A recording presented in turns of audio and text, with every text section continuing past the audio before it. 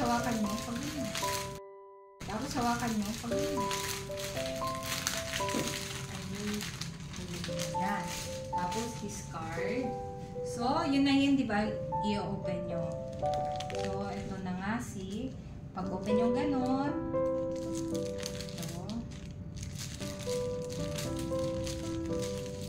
Tapos,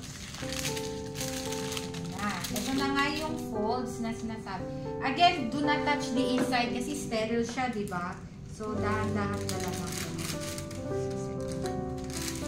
Yan, gano'n na siya. So, ready na kayo mag-gloving. Again, itatouch nyo yung eto lang. Kasi, etong outside, yan yung magta-touch sa skin nyo. So, okay lang siya kahit mahawakan nyo. So, start with your dominant hand. So, yung glove na yan, nakaganon yan. So, paglagay nyo, paganon. Hindi pa ganon.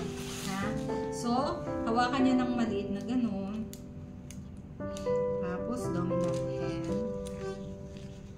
So, i-shoot nyo yung mga daliri nyo dyan. Again, making sure na you're not touching the sterile. Yun. Okay na yan. Mamaya nyo na ayusin.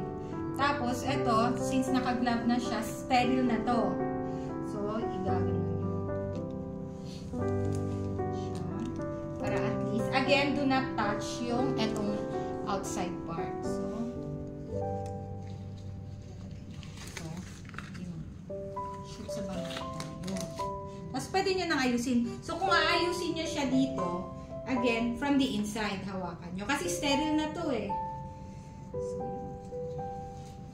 yun. Tapos, pag ganun na, above the waist.